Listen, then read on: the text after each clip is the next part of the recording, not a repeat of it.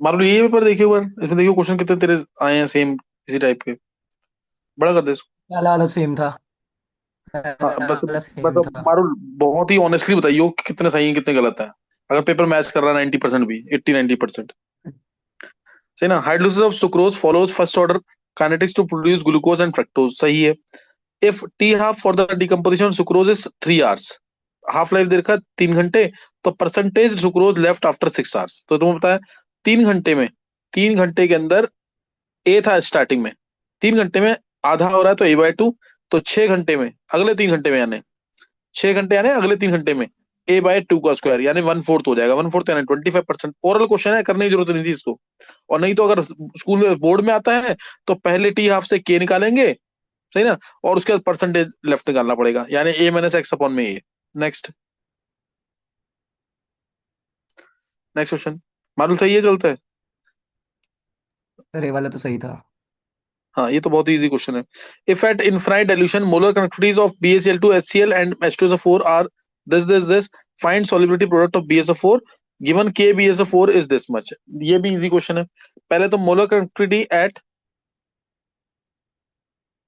एक molar connectivity eight infinite dilution निकाल लेंगे। किसकी? BaSO4 की।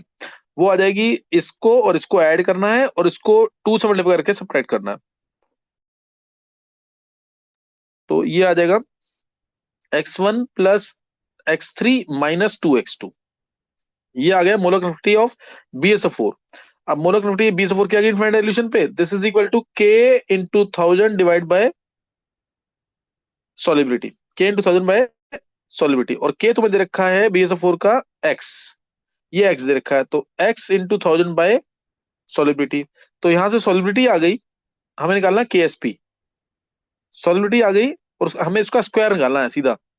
1000x बाय में x1 + x3 - 2x2, इसका स्क्वायर निकालना है।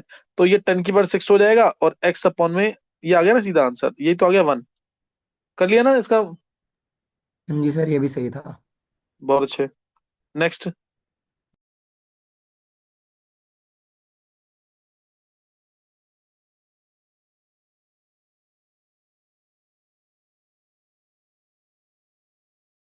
नेक्स्ट देखेंगे। नेक्स्ट क्वेश्चन है ये तो हो गया ना थर्ड क्वेश्चन। अच्छा यहाँ पे आ गया, isothermal multi step W1, isothermal multi step expansion W1 है, आइसोथर्मल सिंगल स्टेप एक्सपेंशन इतना है, isothermal single step compression compression, अच्छा सही है। दो एक्सपेंशन दे रखे, दो एक्सपेंशन दे रखे हैं, और पूछा है इसके अंदर ऑर्डर। ये तो पेपर, ये शायद लास्ट ईयर के पेपर में भी था ना ये क्वेश्चन, मालूम ध्यान है तेरे को? हाँ जी सर। हाँ ये लास्ट ईयर के पेपर में था। ये डाउट भी पूछा था पार्थ ने। तो ये है तो बहुत इजी क्वेश्चन, कर बनाएंगे क्वेश्चन निकल जाएगा। कर देखो, प्रेशर वर्सेस वॉल्यूम, कर बनाएंगे उससे question। पहला है आइसोथर्मल मल्टी स्टेप एक्सपेंशन। तो पहले एक्सपेंशन बोला, मल्टी स्टेप, तो मान लो ये रिवर्सिबल है, मल्टी स्टेप है, तो ये आया एक स्टेप, ये दूसरा स्टेप, ऐसे कर सकते हैं। तो मल्टी स्टेप एक्सपेंशन में वर्क डन हमारा होगा इसी के एरिया अंडर द कर्व। उसके बाद isothermal single step expansion, single step expansion है, तो उसके लिए सीधा प्रेशर डाउन किया और वॉल्यूम बढ़ गया तेजी से, तो इसका वर्क डन तो इतना सही होगा सिर्फ, यानी ये हमारा W1 ज्यादा होगा। मैग्नीट्यूड देखना सिर्फ, तो माइनस प्लस मत देखना। W1 ज्यादा है W2 से, ये आ गया। फिर से isothermal single step compression, single step compression, तो कंप्रेशन करना है तो यहाँ पे था, प्रेशर तेजी से बढ़ा इधर, और ये इतना हो गया, वर्क डन सबसे ज्यादा। Work done single step compression है। और isothermal multi step compression, multi step तो इसमें कंप्रेशन था ना, तो प्रेशर हमने इस पॉइंट से तेजी से बढ़ाया, वॉल्यूम तेजी से कम हो गया, तो वर्क डन तो बहुत ज्यादा हो जाएगा इसका। और isothermal multi step compression, multi step compression है तो उसके लिए ये ऐसे किया पहले, फिर ऐसे, ये ऐसे, तो इसका भी वर्क डन ज्यादा ही होगा इससे, तो यानी सबसे ज्यादा होना चाहिए W3। Single step compression, single step compression है, W3 ज्यादा होना चाहिए। फिर W4, area under the curve देखना हर एक में, W3 फिर W4, W3 सबसे ज्यादा होना चाहिए, ये रहा W3 सबसे ज्यादा है, और ये तो है ही एक में। फिर W3 का W4 आना चाहिए, ये है ही एक में, तो यही आंसर है इसका। मैंने पूरा कर्व के थ्रू बता दिया, देख लेंगे एक बार। फोर्थ आंसर होना चाहिए इसका। कर्व के थ्रू चेक करना है, फोर्थ, हाँ फोर्थ ही आंसर, ये लास्ट ईयर के भी किसी पेपर में था। फिर ये सॉल्यूशन कंटेंस, मालूम सही है ना? ये वाला किया नहीं था। ऐसा किया नहीं है, ये लास्ट ईयर पेपर में भी था वैसे। ये सॉल्यूशन कंटेंस, अभी समझ आ गया क्या बताया मैंने?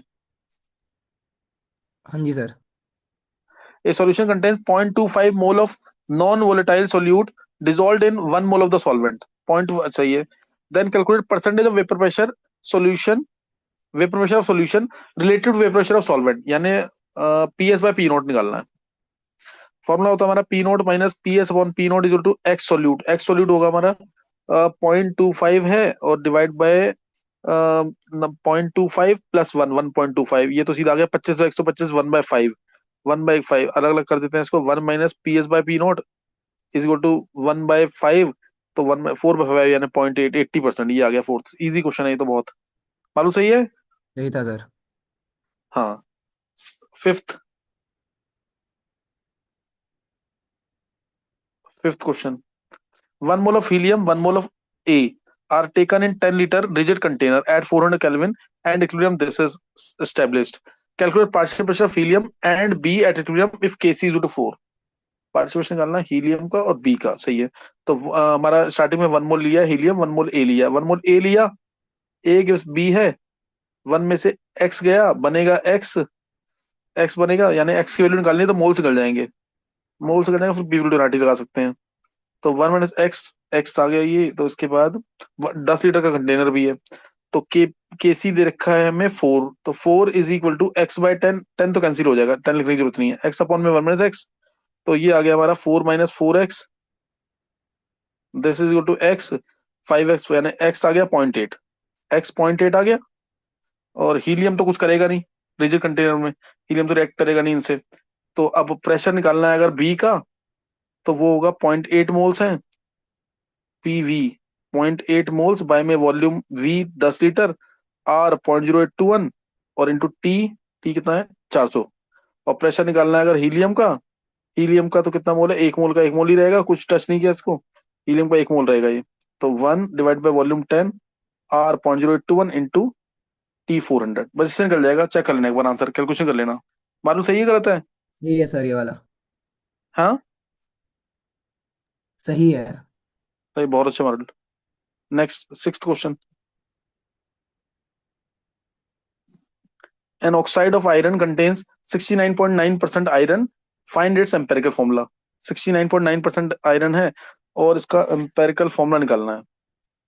तो वैसे चाहो तो उसे कैलकुलेट भी कर सकते हो पूरे में, और नहीं तो 69.9 डिवाइड बाय 56, और बचा हुआ 30.1% होगा हमारा ऑक्सीजन, ऑक्सीजन, तो बाय 16।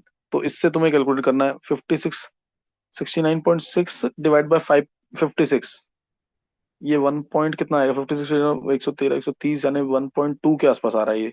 और 30.1 है 16 से, 16, 116, ये और ये आएगा 1 1.9 के पॉइंट, करीब। हाँ 1.9 के करीब ही आएगा ये तो, क्योंकि 14, 140, 14, 140, जी सर। 14, 140 यानी 1.8 आ रहा है ये तो, 8, हाँ, और है ना, 116, 8 में ही जा एक रहा है ना से ये हमारा। हाँ जी सर, 1.8 पे ही जा रहा था पेपर में भी हाँ एग्जैक्ट। 120, हाँ 128 आएगा ना इसलिए। और ये है हमारा 12 बचेगा, 12, 120 यानी 7 पे 1.87, 1.87 आ रहा है ये तो। 1.2, ये तो बड़ा मुश्किल हो जाएगा इससे निकालना हुआ तो। अब बाय में 1.2 आएगा, बाय में 1.2 आएगा, तो ये आ गया हमारा 1, और ये आएगा अभी three one by point two one point five लगभग 3/2 आएगा ना। हाँ जी सर। हाँ। तो यूट्यूब से तो तो है। Fe2O3 आ रहा है ना, हाँ जी सर। है ना तुम्हारा Fe2O3। starting पूछना है। एनसीईआरटी क्वेश्चन है, हम हाँ मोल कर सकते हैं एनसीईआरटी का ना। हाँ। हाँ सही है, तेरा सही है हमारे लिए। जी सर। नहीं आ रहा तो परसेंटेज निकालो सीधा इससे, 69.69% आयरन किस में आ रहा है, सही ना। नेक्स्ट,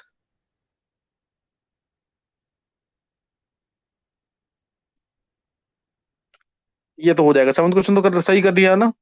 2s हाँ में जी सर ये। रेडियल नोट 0 होगा, है ना, कर लिया ना ये। हाँ जी सर ये वाला भी हो गया था, सही है ये वाला हाँ भी। ये तो सब निकाल लिया, वो रेडियल नोट्स का फॉर्मूला n - L - 1, और एंगुलर नोट्स का L, ये निकल गया होगा आंसर, ये छोड़ दे। रेडियल नोड से फॉर्मूला n-l-1 और उसका l। फिर for reversible reaction at 300 kelvin delta H naught देखा 28.4 किलो पर mole and equilibrium constant K is equal to 18 into 1.8 into 7, then delta G naught लगा देंगे माइनस RT नेचुरल के, और डेल्टा G नॉट को लिख देंगे delta H not minus T delta S not minus RT natural. Calculation होगी थोड़ी इसमें, यही किया है हमारा। जी सर ऐसे ही किया था, आंसर मेरे को याद नहीं, पर मतलब प्रोसेस ये किया था, मतलब सब कुछ है ये किया मारुल। था। सर किया ऐसे ही है, आंसर मेरे को याद नहीं है, मतलब इतना याद है 30 से 40 के बीच ही सब आ कुछ रहा था यही किया। मतलब। हाँ आंसर तो सही लग रहा है अच्छा आंसर मतलब। की, आंसर मार्क करके, हाँ किया तो अच्छा था आंसर मार्क ये। करके आया तू। हाँ जी सर करके आए हैं वाला मतलब। आंसर मार्क, अच्छा चल। अच्छा कुछ होता अभी, फिर इसको मार्क मत कर, का तरीका ये है करने का। बाकी तुम कल नेक्स्ट देखना question.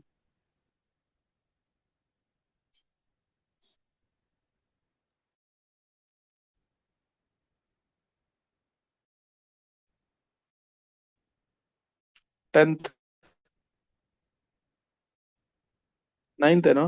Ninth yes sir. Lyman series wavelength है ना 1/x, this equal to R 1/, Lyman series 1/1 का स्क्वायर, और मैक्सिमम एनर्जी है तो फिर इन्फिनिटी पे जाएगा, सही है, इन्फिनिटी से ये आएगा। और अब बोला the maximum wavelength of बामर series, तो 1/λ बामर सीरीज है, R हाइड्रोजन एटम के लिए है, हीलियम प्लस के लिए है, तो इंटू जेड का स्क्वायर है, 2 का स्क्वायर आएगा।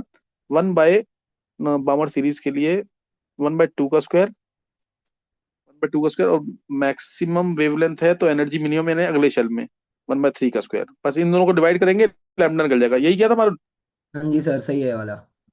आंसर, आ गया। हाँ जी सर। चलो कौन सा आंसर इसका, 3 आंसर आ रहा है ना, 9s/5, ये देख लेना नेक्स्ट।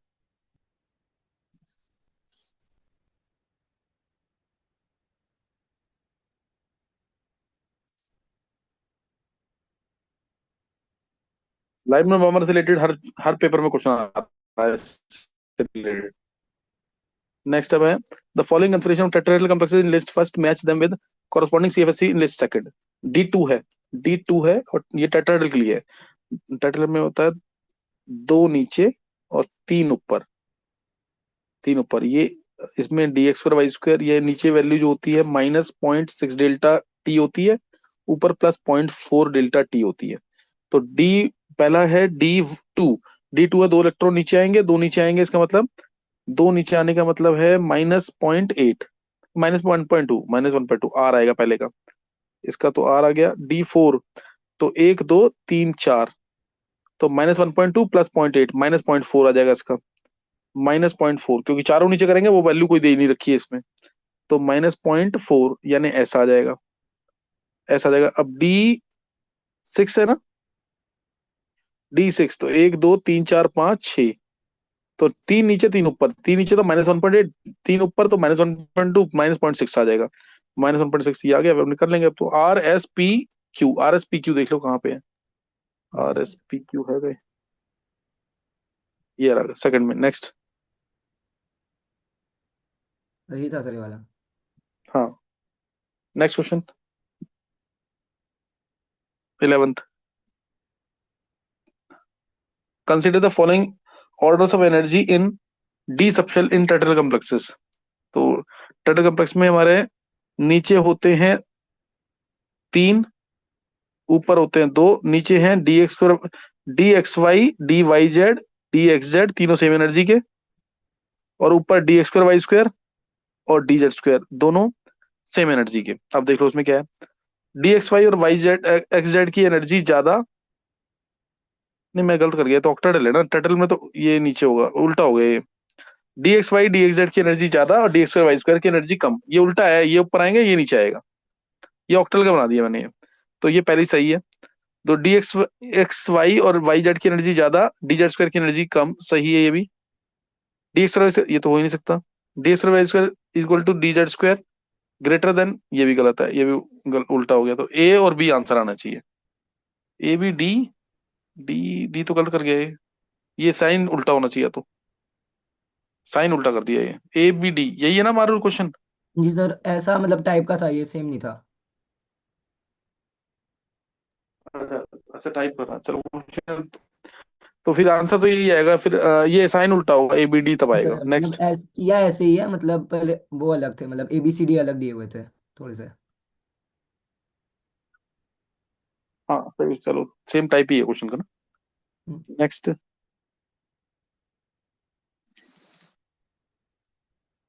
क्वेश्चन है, aluminium is more electropositive than thallium because E not of Al3 plus से Al is negative and Tl3 plus से Tl, ये तो लास्ट लास्ट पेपर में भी था इस टाइप का क्वेश्चन। हाँ ये सही है, Al3 प्लस से Al की तो वैल्यू भी सबको रटी होगी, -1.67 के आसपास कुछ होती है। और Tl3 प्लस से Tl तो बनेगा ही बनेगा, क्योंकि Tl3 प्लस तो अनस्टेबल है, हाईली इनर्ट पेयर इफेक्ट की वजह से 3 इलेक्ट्रॉन लेकर के थैलियम बनाएगा ही बनाएगा, इसकी वैल्यू पॉजिटिव होगी, ये सही है, aluminium is more electropositive than thallium, इसीलिए Al से Al3 प्लस जल्दी बनेगा, Tl से Tl3 प्लस उतनी जल्दी नहीं बनेगा। नेक्स्ट है for boron atom sum of first three ionic energy is very high, सही है, and does it form covalent bond, दोनों स्टेटमेंट सही होने चाहिए। Both statement first and second correct, हाँ ये आना चाहिए answer. Next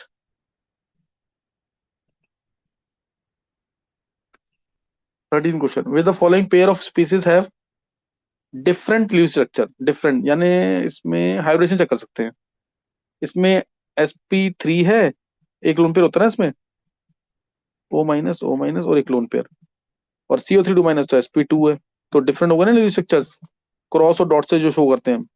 O2 2 minus single bond इसमें, सिंगल बॉन्ड इसमें, इसमें लोन पेयर भी बराबर है। Cl माइनस में ट्रिपल बॉन्ड और लोन पेयर भी बराबर है। NH3 N S T plus दोनों टेट्राहेड पिरामिडल हैं, सब कुछ सही है। एमएनओ नेगेटिव Cr दोनों टेट्राहेड्रल है, तो इसका आंसर ए ही होना चाहिए, ए ओनली, यही आएगा वन, ए ओनली सही है हमारे लिए दोनों। सर क्वेश्चन अलग टाइप का था, पर ऐसे मतलब ऐसे ही था। सही है, पर इतना पता है मेरे को। दोनों सही हो गए, ये वाले जो ऊपर वाला। हाँ, ऊपर वाला भी सही था, ऊपर वाला तो एग्जैक्ट था। अच्छा next, only SO3 2 minus and CO3 2 minus, अच्छा ये तो अलग चीज लिखी है। नेक्स्ट दिखाना क्वेश्चन 14।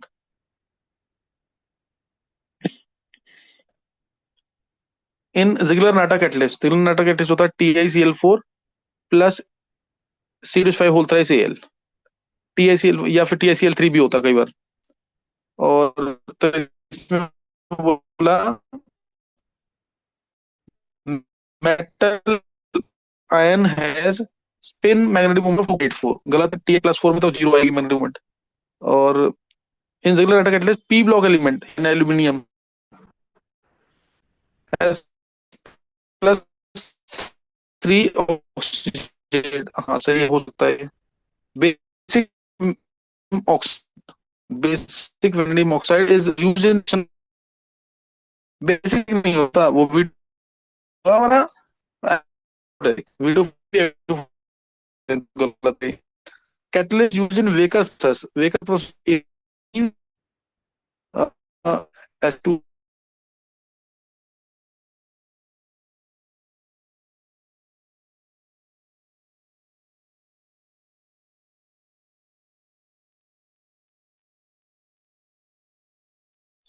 इसमें पूछा गया catalyst use in waker process, मैंने वो रिएक्शन लिख दी है ना, तो इसमें है centre atom with D8 conformation, PD+2 है। हाँ PD+2 है तो 4D8 आएगा निकल की तरह, निकल में, निकल के नीचे आता है ना पैलेडियम, उसके नीचे प्लेटिनम, तो ये सही होना चाहिए, यानी हमारा बी सही होना चाहिए और D, B and D are correct. हाँ 2 B and D are correct, तो इसमें ऑर्गेनिक इनऑर्गेनिक दोनों चल रही है लगभग। नेक्स्ट,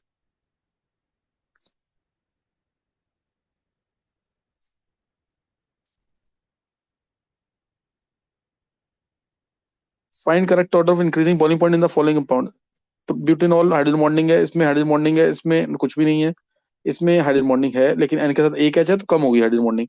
ओ एच वाली हाइड्रोजन बॉन्डिंग सबसे ज्यादा, ए का सबसे ज्यादा होगा, फिर बी का क्योंकि एन के साथ दो एच है, और फिर डी का, ए बी डी फिर सी, ए बी डी फिर सी, ए बी डी सी कहाँ पे है, ए सबसे ज्यादा, सी ये है वन। नेक्स्ट, सही था सर वाला। सही था, सेम क्वेश्चन। हाँ जी सर, एग्जैक्ट था। 16, देखो ये अब हर पेपर में आ रहा है कि नहीं, मैंने बोला केमिकल नेम जरूर करने हैं, डिसीजेस जरूर करनी है वाइटमिन की, केमिकल नेम और डिसीज, इससे रिलेटेड क्वेश्चन आ रहा है। स्कर्वी ये तो पता है, क्या वो क्या कहते हैं जो एस्कॉर्बिक एसिड। वो टूथ में वो टीथ वगैरह में दिक्कत होती है इसका भी, विटामिन सी की एस्कॉर्बिक एसिड होता ही है ना, विटामिन सी। और कन्वर्जेंस, कन्वर्जेंस होता है विटामिन बी 6 की वजह से ना, विटामिन बी 12 से परनीशियस एनीमिया। तो ये आएगा विटामिन, अच्छा कन्वर्जेंस का वो दिया नहीं है इसमें, कन्वर्जेंस आएगा बी 6 होता है पायरिडॉक्सिन, केमिकल नेम भी याद करने हैं। और किलोसिस विटामिन बी 2 से, विटामिन बी 2 से, बी 1 से वेरी वेरी, और किलोसिस बी 2 से, बी 2 कहा है अब राइबोफ्लेविन, राइबोफ्लेविन और जेरोप्थेलमिन तो विटामिन ए है ही। तो इसका आंसर आ जाएगा, अब तो देख लेना, आर, फिर पी, आर पी और फिर आर पी एस क्यू, यही है वन आंसर है। नेक्स्ट ये याद करना विटामिन की डिसीजेज और chemical name. 17 question. Glutamine, glutamine होता है हमारा RCHNH2COH। तो आर की जगह CH2, जैसे ये एक मतलब CO NH2 ग्रुप आता है इसके अंदर ना, CO NH2 मतलब ग्लूटामिन जो है ग्लूटैरिक एसिड से बना हुआ है, 3 CH2, फिर COOH, फिर COOH आना चाहिए, यहाँ पे NH2 आएगा एक, और ये बन जाता है CO NH2। तो CO NH2 ग्रुप होता है इसके अंदर, amide group CO NH2 group होता है। और CO NH2 मतलब ये हॉफमैन ब्रोमाइड रिएक्शन देगा। तो इसका मतलब ये फोर्थ आ गया, पहले का फोर्थ, फोर्थ दो जगह है। उसके लाइसीन, लाइसीन में आर की जगह आ जाता है, इस आर की जगह यहाँ जो आर था ना, इसकी आता है CH2 whole 4 NH2, basic group आ जाता है NH2। और NH2 ग्रुप आ गया तो हिंसबर्ग एजेंट टेस्ट देगा, ये हिंसबर्ग एजेंट टेस्ट देगा। टायरोसिन, टायरोसिन में फिनॉल ग्रुप आता है, फिनॉल ग्रुप आता है तो वो हमारा न्यूट्रल एफिशिएंसी टेस्ट देगा। और सीरीन में CH2OH आता है, अल्कोहल आता है, सिरिक अमोनियम नाइट्रेट टेस्ट देगा। सही ना? तो इसका 4 और फिर इसका 1 2 3, 4 1 2 3, ये आंसर मालूम सही है।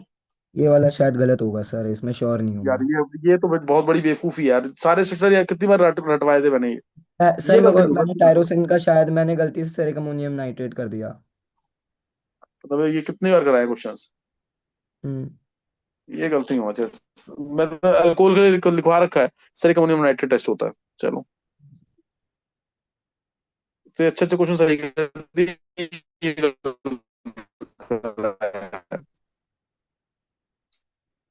नेक्स्ट,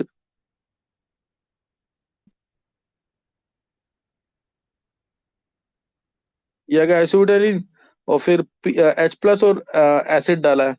H+ डालेंगे, इलेक्ट्रॉन डल जाएंगे, H+ आ जाएगा बीच में, प्लस आ गया, प्लस में O लोन पेयर देगा,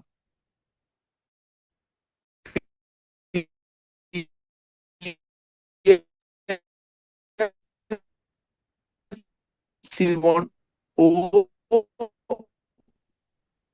सर आपकी आवाज कट रही है बीच बीच में। तो 18 सही हुआ है। हाँ जी सर, ये वाला सही है।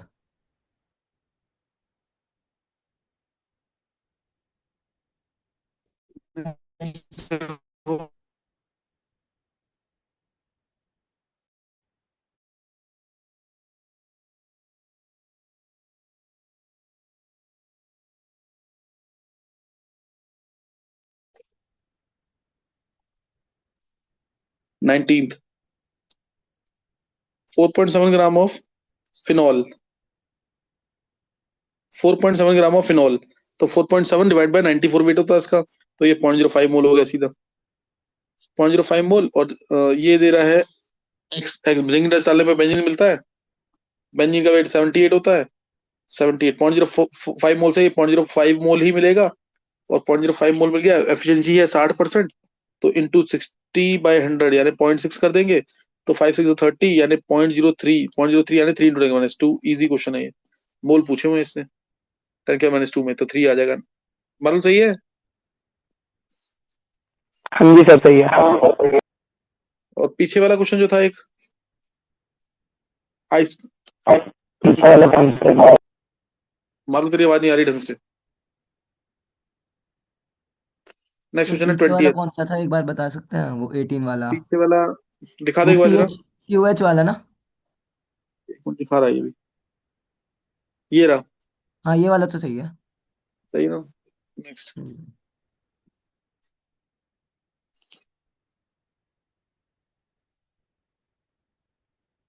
2,4 dimethyl cyclohexanone and 2 methyl 6 propyl cyclohexanone are metamers. दिखाना पड़ेगा, स्ट्रक्चर बनाना पड़ेगा। 2,4 डाइमिथाइल साइक्लोहेक्सेनोन, साइक्लोहेक्सेनोन आ दिया।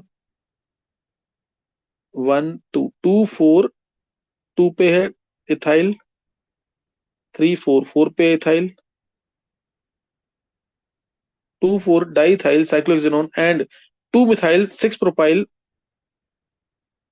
साइक्लोहेक्सेनोन।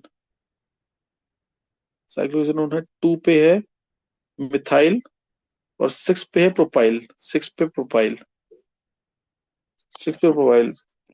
ये तो हो सकते हैं मेटामर्स, मेटामर्स मान सकते हैं। मतलब मेटर ये होता अगर इसको ये ग्रुप मेटामर्स मान सकते हैं इसको। ये क्वेश्चन यही था क्या मारुल? सर मतलब श्योर नहीं हुआ, ऐसे टाइप का स्ट्रक्चर अलग हो सकता है। हाँ स्ट्रक्चर मेरे को भी डाउट लग रहा है इससे, ये वाले स्ट्रक्चर पे मुझे लग रहा है ये इथाइल ग्रुप अगर इसी का यहाँ आ जाए ना तो ज्यादा बेटर है, फिर प्रोपाइल हो गया इधर मिथाइल हो गया, है ना। सर मतलब एक मतलब वो ऑर्थो की जगह मेट पैरा पे था मिथाइल, और मतलब जिस तरीके से आप बोल रहे हैं। अच्छा चलो अभी ये देखते हाँ। हैं, ये सही हो सकता है स्टेटमेंट, तो लग तो रहा है सही है ये। फिर 2,2 6 6 टेट्रा इथाइल साइक्लोहेक्सेनोन, 2,2 6 6, क्योंकि 2 और 6 पे ही होने चाहिए ना, इसने यहाँ पे 2 4 लिख दिया है, गड़बड़ कर दी है। 2,2 6 6 टेट्रा इथाइल, ये इथाइल, ये इथाइल, ये इथाइल, ये इथाइल। विल शो मेटा, ये तो गलत है, टोटल शो ही नहीं करेगा, यहाँ पे अल्फा अर्जिनी नहीं है, अल्फा अर्जिनी नहीं है। ये स्टेटमेंट गलत है। पहली सही होनी चाहिए, दूसरी गलत। एक बार देखना फिर क्या आंसर है इसका। पहली सही दूसरी गलत होनी चाहिए।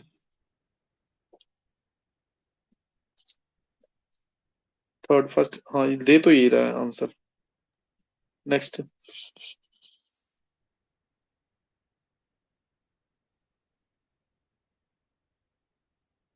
नेक्स्ट क्वेश्चन क्या है? 21 है। 21, 3 phenyl prop 1 in, 3 phenyl prop 1 in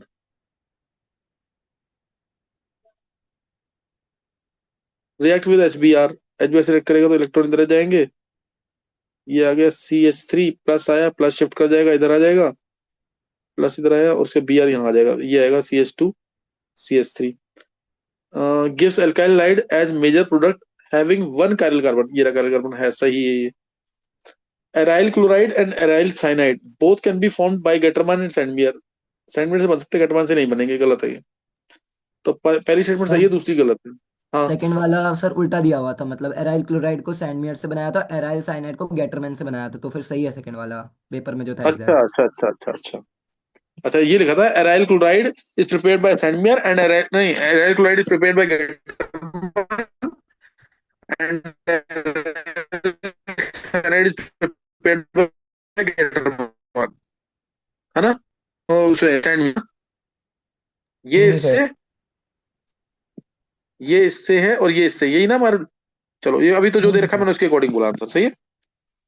yes sir. Next,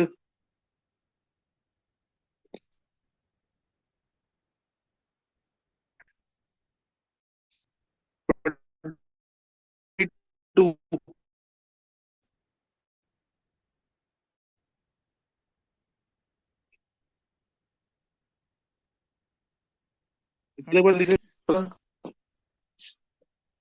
ये तो रीअरेंजमेंट करनी है। HCl, HCl में रीअरेंजमेंट हो जाता है, सही ना। HCl में क्या होता है रीअरेंजमेंट, मतलब एन, HCl डाला तो ये N प्लस H2 आ गया। अब ये इलेक्ट्रॉन लेगा तो एनिलीन आ गया इससे, NH2, और इस पे अटैक कर देगा पैरा पोजीशन पे, क्या CCH5 N2 plus, N triple bond N plus. ये यहाँ पे ये इलेक्ट्रॉन इधर गए, ये इलेक्ट्रॉन इधर गए और इस प्लस को यहाँ अटैक करना पड़ेगा, तो ये रीअरेंज होके पैरा अमाइनो एजोबेंजीन मिल जाएगा इस तरीके से, ये मिल जाएगा। ये पूरे रीजन चाहिए होता है इसके लिए। और HCl ही इसको रीअरेंजमेंट को फेवर करता है, बाकी एनिलीन तो सॉल्वेंट का काम करता है, ऐसे है ना, गर्म करना पड़ता है हल्का सा और एसिड डालना, सोडियम एसिड डालना पड़ता है। Find percentage of nitrogen in the final product.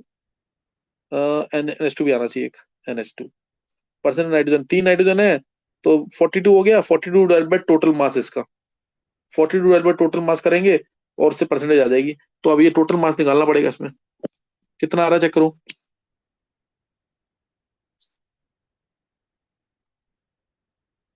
कितना निकाल लेंगे ना इसका, मार्क किया था क्या क्वेश्चन ये? हाँ जी सर। कितना आया आंसर, यही आया था? सर आ तो ऐसे ही रहा था, मतलब नियरेस्ट अच्छा इंटीजर में पूछा था, मैंने 21 लिखा था उसका मतलब। अच्छा अच्छा। अच्छा अच्छा। चलो क्वेश्चन डाउट में रख ली फिर इसको। नेक्स्ट।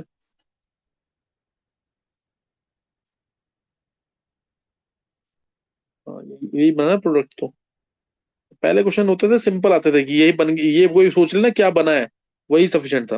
अगला क्वेश्चन क्या है? 23rd। Methane can be prepared bye decarboxylation of sodium acetate. Sodium acetate का डीकार्बोक्सिलेशन करेंगे 2H2O के साथ तो इथेन मिलेगा ना इसमें, तो इस पार्ट का डबल मिलता है, तो गलत है पहली स्टेट। फिर methane can't be prepared by unsaturated hydrocarbon and by Wurtz reaction. Methane can't be prepared by unsaturated hydrocarbon, ये तो and by Wurtz reaction.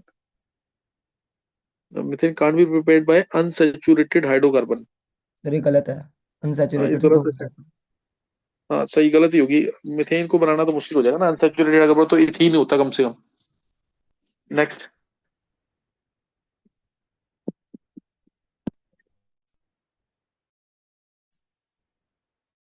Sir बस इतना ही है। है कुछ?